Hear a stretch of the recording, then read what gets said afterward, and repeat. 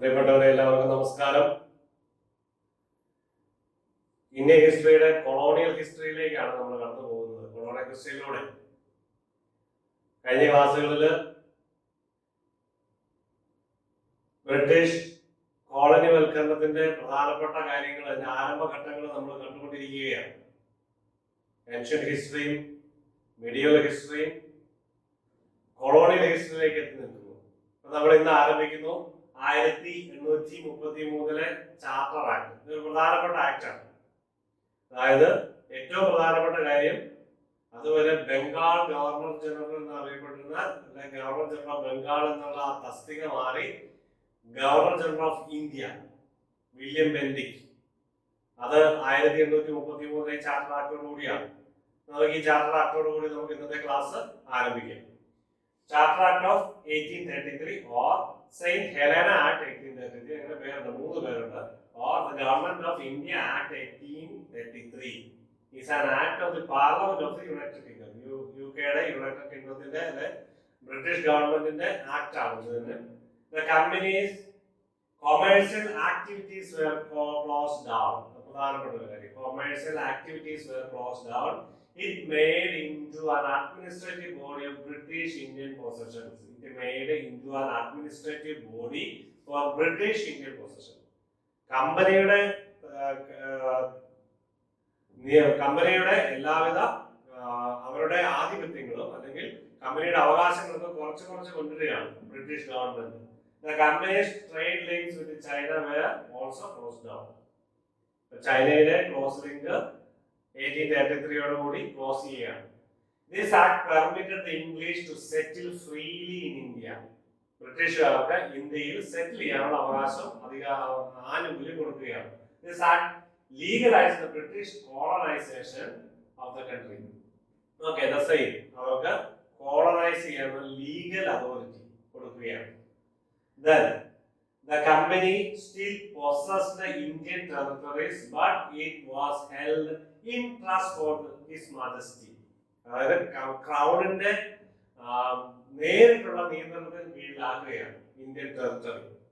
എല്ലാം മജസ്റ്റിക്ക് വേണ്ടി, അതായത് ക്രൗണിന് വേണ്ടി. ഹിസ് മജസ്റ്റി എന്ന് പറഞ്ഞാൽ ബ്രിട്ടീഷ് ക്രൗൺ, ബ്രിട്ടീഷ് നേതൃത്വം, ബ്രിട്ടീഷ് പാർലമെന്റ് അല്ലെങ്കിൽ ബ്രിട്ടീഷ് ഭരണാധികാരി, ബ്രിട്ടീഷ് രാജ്ഞിയുടെ കീഴിലാക്കുകയാണ്.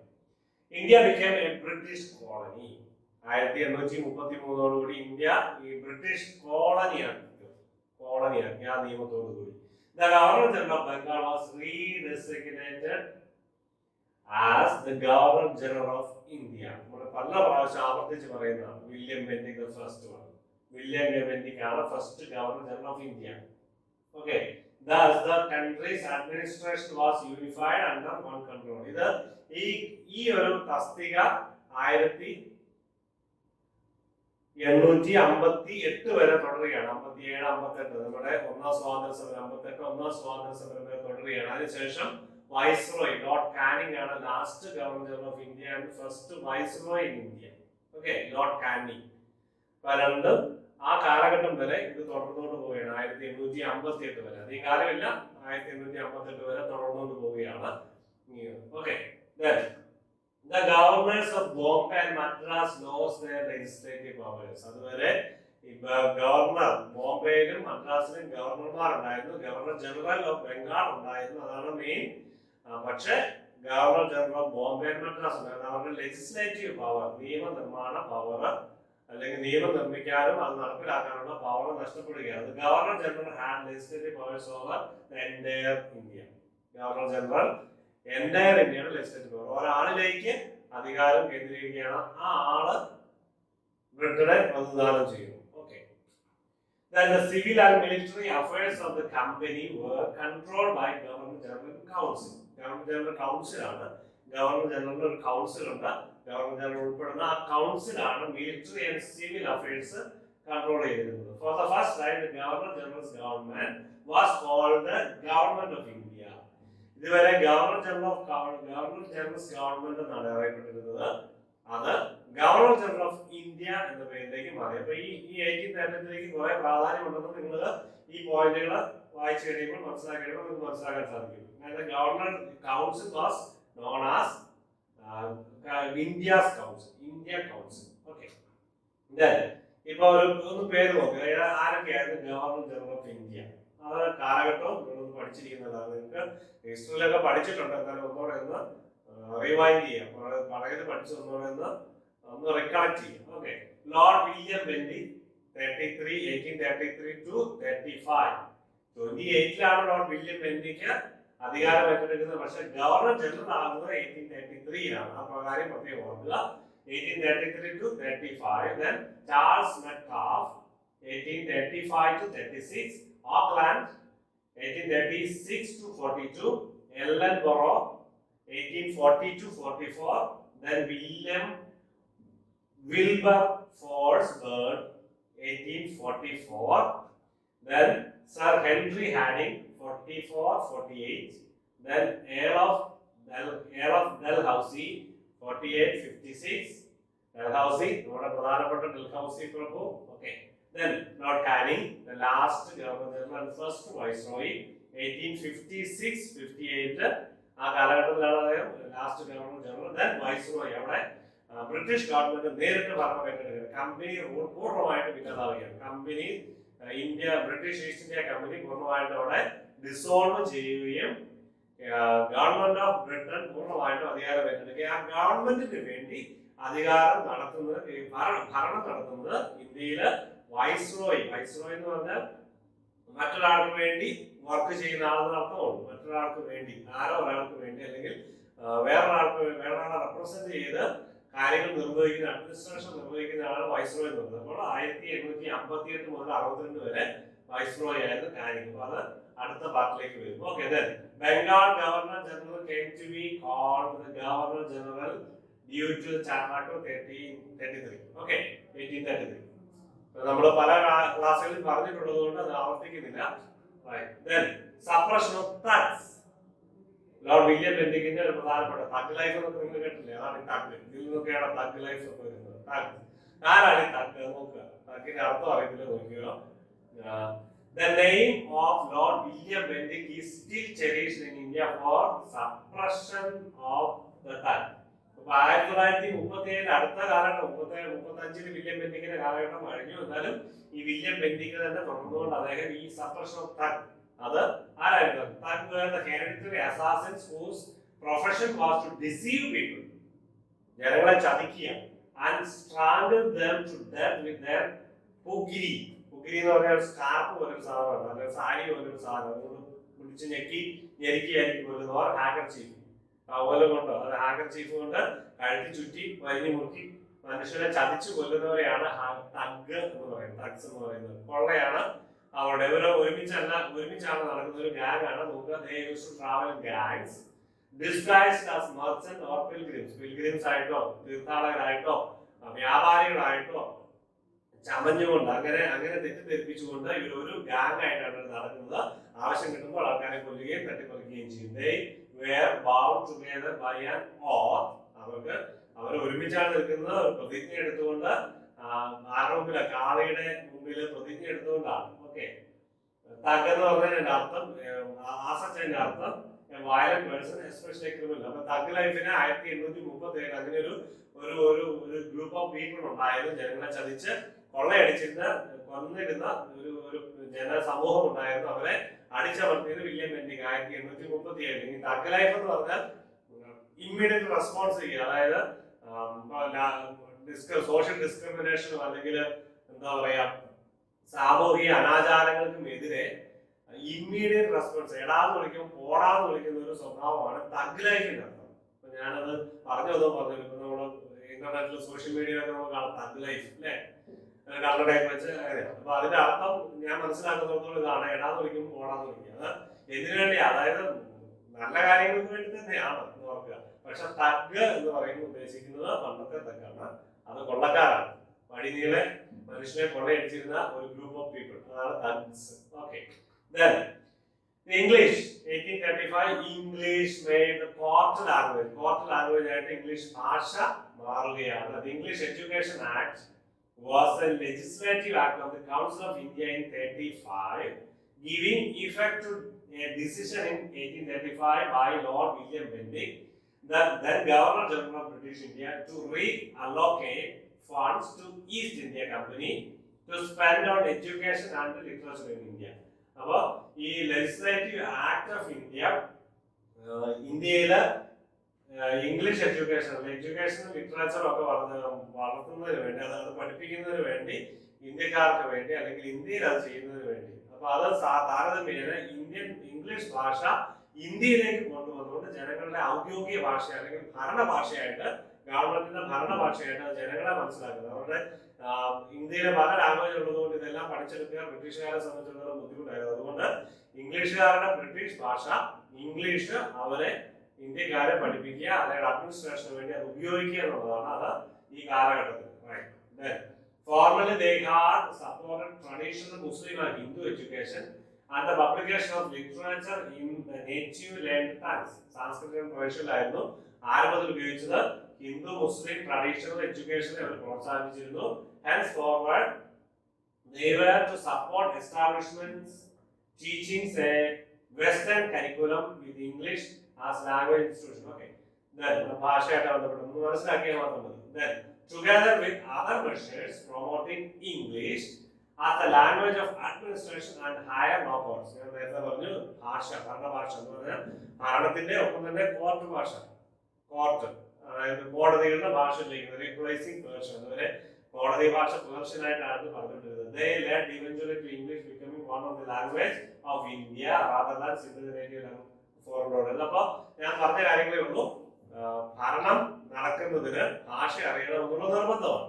ഭാഷ അറിയുന്നില്ലെങ്കിൽ പറയുന്ന ആളും കേൾക്കുന്ന ആളും തമ്മിൽ കമ്മ്യൂണിക്കേഷൻ ഗ്യാപ്പ് എന്ന് പറയുന്നത്, എന്താണ് പറയുന്നതെന്നോ പ്രവർത്തിക്കുന്നതെന്നോ മനസ്സിലാക്കാനോ കേൾക്കാനോ പറ്റില്ല. അതുകൊണ്ട് ഭാഷ രണ്ടുപേർക്ക് അറിയണം. അപ്പോൾ ഇന്ത്യയിലെ ഭാഷയെല്ലാം പഠിച്ചെടുക്കാൻ എളുപ്പം അല്ലാത്തതുകൊണ്ട് ഇന്ത്യക്കാരെ ഇംഗ്ലീഷ് ലാംഗ്വേജിലേക്ക് കൊണ്ടുവരും. Okay, then 1837-38 famine north India. പ്രധാനപ്പെട്ട ഒരു കാര്യമാണ് നോർത്ത് ഇന്ത്യയിലെ ഫാമിൻ, പട്ടിണി.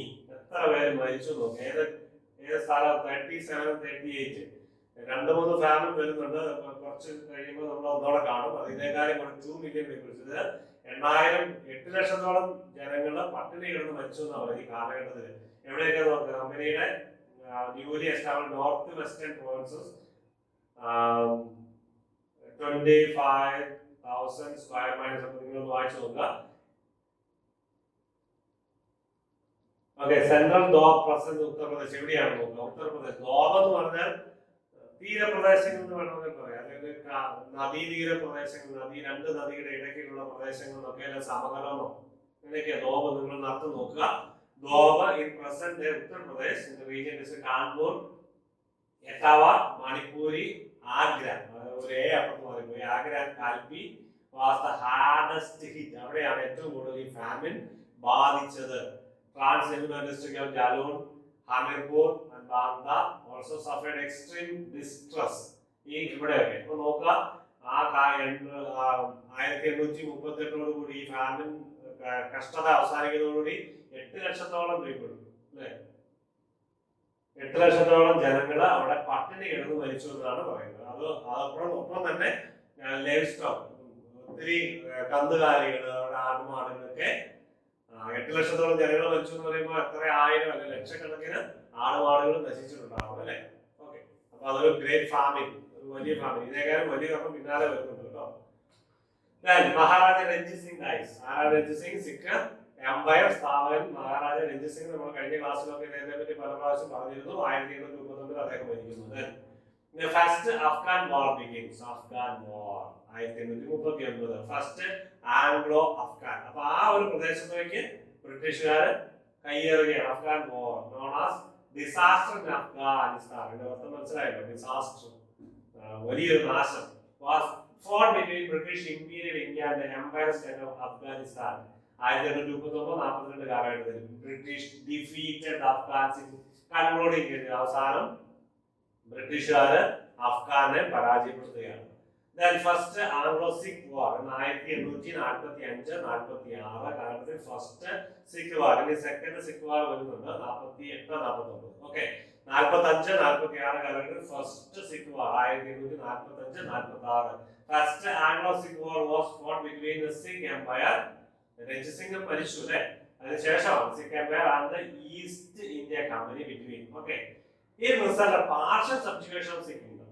അപ്പോൾ ബ്രിട്ടീഷുകാരുടെ ഒരു സ്റ്റെപ്പ് ഫോർവേഡ്, അവര് സിഖ് എംപയറിന്റെ ഉള്ളിൽ ആധിപത്യം സ്ഥാപിക്കുന്ന ഒരു സ്റ്റെപ്പ് ഫോർവേഡ് അവിടെ നടക്കുകയാണ്. അപ്പോൾ ബ്രിട്ടീഷുകാർ മെല്ലെ അടുത്ത യുദ്ധങ്ങളോടുകൂടി കയറി അവസാനം സിഖ് എംപയറും പഞ്ചാബും പിടിച്ചെടുക്കുകയാണ്. നമ്മൾ പിന്നീട് കാണും. Sikh defeated and Treaty of Lahore signed, resulting in the reducing six army seats to below British. അപ്പോൾ സിഖുകാര് സ്വാഭാവികമായിട്ട് പരാജയപ്പെട്ടു. പക്ഷെ അവരുടെ ഭരണം റെസ്ട്രിക്ട് ചെയ്യുകയും ബ്രിട്ടീഷുകാരുടെ ആധിപത്യം മെല്ലെ കൊണ്ടുവന്ന് അവിടെ അടിച്ചേൽപ്പിക്കുകയും ചെയ്യുകയാണ്. Maharaja Duleep Singh who was the ruler of Punjab was to remain the ruler with the mother. അപ്പോൾ അദ്ദേഹം റൂളറായിട്ട് തന്നെ നിലനിർത്തുന്നു. പൂർണ്ണമായിട്ടും അദ്ദേഹത്തെ സ്ഥാനപ്രശ്നമാക്കിയില്ല. പക്ഷെ ബ്രിട്ടീഷുകാരുടെ ആധിപത്യം അവിടെ നിൽക്കുകയാണ്. Okay, Lord Dalhousie governor general 1848. Lord Dalhousie ഇദ്ദേഹത്തിന്റെ പ്രധാനപ്പെട്ട ഒരു ഡോക്ടറിനാണ് ഇത്. ഡൽഹൌസി എന്ന് പറയുമ്പോൾ തന്നെ നമ്മൾ ഓർത്തിരിക്കണം, doctrine of lapse. 1848 Lord Dalhousie governor general of India. James Andrew വോൺ Ramsay first Marquess Dalhousie. Okay, Marquess എന്ന് മിക്കവാറും എന്നത് കാണാൻ അതിന്റെ അർത്ഥം നോക്കുക. A British nobleman ranking above and earl below the duke. Above the earl എന്ന് പറഞ്ഞാൽ ഓരോ സ്ഥാനമാണ്. ഡ്യൂക്കിന്റെ താഴെ, ഡ്യൂക്ക് എന്ന് പറഞ്ഞാൽ പ്രഭുക്കന്മാരുടെ താഴെ, അതിനാണ് മാർക്വസ് എന്ന് പറയുന്നത്. എയർ, മാർക്വസ്, ഡ്യൂക്ക്, അങ്ങനെയാണ് അതിന്റെ ഹൈറാർക്കിക്കൽ പൊസിഷൻ വരുന്നത്. ഓക്കെ, അപ്പൊ അതിന്റെ കാലഘട്ടം അദ്ദേഹത്തിന്റെ ഈ സേവനം ഗവർണർ ജനറൽ 1848 മുതൽ 56 വരെ. കുറച്ച് നമ്മൾ ഡേറ്റ് കണ്ടപ്പോൾ കണ്ടിരുന്നു. Doctor of labs. ഓക്കെ, ഞാൻ പറഞ്ഞു. ആൻഡ് ഡയറക്ട്ലി അത് 1857 വിപ്ലവത്തിന് പ്രധാനമായിട്ടും കാരണമായി തീർന്നതിന് ഒരു കാരണം, പല കാരണങ്ങളിൽ ഒന്ന്, പ്രധാനപ്പെട്ട കാരണങ്ങൾ നമ്മളിപ്പോൾ കാണും. പ്രധാനപ്പെട്ട കാരണങ്ങളിൽ ഒന്ന് ഡോക്ടർ ഓഫ് ലാബ്സ് ആയിരുന്നു. ഓക്കെ, അദ്ദേഹത്തിന്റെ ഭരണത്തിന് ശേഷമാണ് 1858 വിപ്ലവം വരുന്നത്. 1857-58 കാലഘട്ടത്തിലെ ഫസ്റ്റ് മ്യൂട്ടിനി വരുന്നത്. Okay, it was annexation policy into British India. Okay, അതാ ഡോക്ടർ ഓഫ് ലാബ്സ് എന്താണ്? അതായത് കഴിവില്ലാത്ത ഒരു രാജാവോ അല്ലെങ്കിൽ സന്താനമില്ലാതെ സക്സസർ ഇല്ലാത്ത ഒരു വംശമോ വന്നു കഴിഞ്ഞാൽ ഓട്ടോമാറ്റിക്കായിട്ട് ബ്രിട്ടീഷ് ഇന്ത്യയിലേക്ക് ആ രാജ്യത്തിന്റെ ഭരണവും ലയിക്കും. അതാണ് ഡോക്ടർ ഓഫ് ലാബ്സ്. കഴിവില്ലാത്തവനാണ്. അപ്പൊ കഴിവില്ലാത്തവനാണ് തീരുമാനിക്കുന്ന ആരാ? ബ്രിട്ടീഷുകാർ തീരുമാനിക്കും. എങ്ങനെയാ? അവരടിച്ചമർത്തി അല്ലെങ്കിൽ അവരെ കീഴടക്കിക്കൊണ്ട് അവര് തീരുമാനിക്കും. അപ്പോൾ അങ്ങനെ കഴിവില്ലാത്തവരായി തീരും. അല്ലെങ്കിൽ അവർക്ക് സക്സസർ ഇല്ലാതെയോ വന്നാൽ അങ്ങനെ ഒത്തിരി കാര്യങ്ങൾ ഉണ്ടായിരുന്നു എന്നാണ് പറയുന്നത് ആ കാലഘട്ടത്തിൽ. അപ്പൊ അത് സ്വാഭാവികമായിട്ടും ഡോക്ടർ ഓഫ് ലാബ്സ് വഴി ബ്രിട്ടീഷ് ഇന്ത്യയിലേക്ക് ലയിക്കും. അതാണ് doctrine of lapse. Second Anglo Sikh war നമ്മൾ കണ്ടു. 46, 47, 45, 46. സംശയം 45, 46. ഓക്കെ, ഇനി 48, 49. Second Anglo Sikh war. Second Anglo Sikh war was military conflict with Sikh Empire that took place in 1848-49. Resulted fall of the Sikh Empire and annexation of Punjab. Fall of Sikh Empire. നേരത്തെ കൊണ്ടുപോയി കയ്യാളപ്പുറത്ത് കൊണ്ട് വെച്ചിരിക്കുകയായിരുന്നു 1945-46 യുദ്ധം. അതിനുശേഷം 48-49 ഇത് മുഴുവനായിട്ടും പിടിച്ചെടുക്കുകയാണ്. And subsequently became north west frontier province. North west Punjab ആ ഒരു പ്രദേശം. Okay, by East India company. East India കമ്പനിയുടെ കീഴിലാവുകയാണ്. ഇനി 1853 the first Indian railway Bombay to Thane. 1853 ആദ്യത്തെ ഇന്ത്യൻ റെയിൽവേ ബോംബെ മുതൽ താനെ വരെ എന്നായിരുന്നു. 16 ഏപ്രിൽ 1853 34ഓളം കിലോമീറ്റർ ആണ് ആദ്യത്തെ ഇന്ത്യൻ റെയിൽവേ. ലോക്കോമോട്ടീവ് 3 ഉണ്ടായിരുന്നു. ലോക്കോമോട്ടീവിന്റെ പേര് സ്റ്റീം ലോക്കോമോട്ടീവ് എന്ന് പറഞ്ഞാൽ നീരാവി എഞ്ചിൻ സ്റ്റീം ലോക്കോമോട്ടീവ്. അതിന്റെ പേര് 3 പേര് Sahib, Sindh and Sultan. Okay, Sahib, Sindh and Sultan. ആ പേരിലാണ് ലോക്കോമോട്ടീവ് 3 അറിയപ്പെട്ടിരുന്നത്. 400 ജനങ്ങളെ വഹിച്ചുകൊണ്ട് 34 കിലോമീറ്ററാണ് Bombay to Thane. 1853 April 16. Okay, ആദ്യത്തെ ആദ്യത്തെ ഇന്ത്യൻ റെയിൽവേ, ഇന്ത്യയിലെ റെയിൽവേ, ഇന്ന് ഏറ്റവും കൂടുതൽ തൊഴിൽ കൊടുക്കുന്ന പൊതുമേഖലാ സ്ഥാപനം, ലോകത്തിലെ ഏറ്റവും കൂടുതൽ തൊഴിൽ കൊടുക്കുന്ന പൊതുമേഖലാ സ്ഥാപനമാണ് Indian railway. 1853 annexation of Nagpur, Nagpur annexe ചെയ്യുകയാണ്. അപ്പൊ നിങ്ങൾ ശ്രദ്ധിക്കുക, ഈ സിഖ് മറാത്ത എംപയർ 1818 കൂടി പൂർണ്ണമായിട്ടും ബ്രിട്ടീഷുകാരുടെ അധീനതയിലായി എന്ന് ഞാൻ പറഞ്ഞു. അപ്പോഴും മറാത്ത എംപയറിന്റെ അല്ലെങ്കിൽ മറാത്ത നേതൃത്വം കൊടുത്തിരുന്ന ശിവജി, ബോൺസ്ലെ ഡൈനാസ്റ്റി, ശിവജിയുടെയൊക്കെ ബോൺസ്ലെ ഡൈനാസ്റ്റിയാണ്. ബോൺസ്ലെ ഡൈനാസ്റ്റിയുടെ ഭാഗമായിട്ട് ബ്രിട്ടീഷുകാർക്ക് വേണ്ടി ഭരണം നടത്തിയിരുന്ന മറാത്താസ് ഉണ്ടായിരുന്നു. അതിങ്ങനെ അവസാനം വരെ പിടിച്ചിരുന്ന ഒരു പ്രദേശമാണ് നാഗ്പൂർ. മറാത്ത റീജിയനിൽപ്പെട്ട അല്ലെ മറാത്ത എംപയറിൽപ്പെട്ട ഒരു റീജിയൻ ആയിരുന്ന ഒരു പ്രദേശമായിരുന്നു നാഗ്പൂർ. നാഗ്പൂർ കേന്ദ്രമാക്കി ഭരിച്ചിരുന്ന ബോൺസ്ലെ ഫാമിലി, അതായത് മറാത്ത ഫാമിലിയിൽപ്പെട്ട മറ്റൊരു ക്ലാൻ, ബോൺസ്ലെ ഡൈനാസ്റ്റി. അവര് 1851 പൂർണ്ണമായിട്ട് അനക്സ് ചെയ്യപ്പെടുകയാണ്. ബ്രിട്ടീഷുകാർ കീഴടക്കി.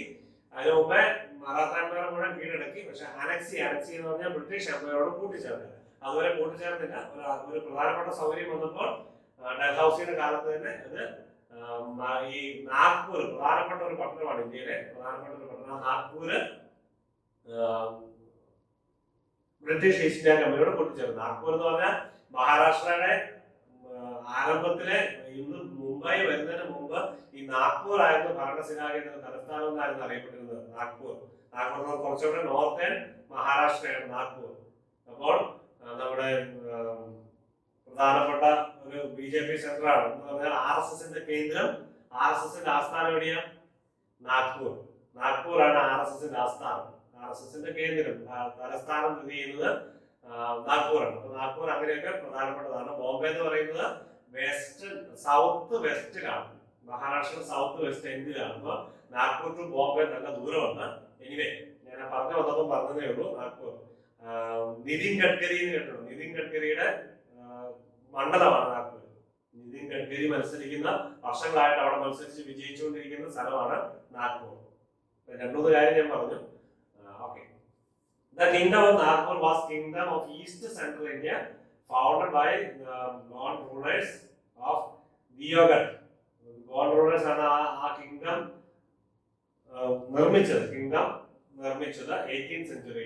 Came under the rule of Marathas of the Bhonsle dynasty in Britain. Okay, Maratha Empire ആയിരുന്നു. അത് 1853 ബ്രിട്ടീഷുകാർ അനക്സ് ചെയ്തു. The city of Nagpur was the capital state.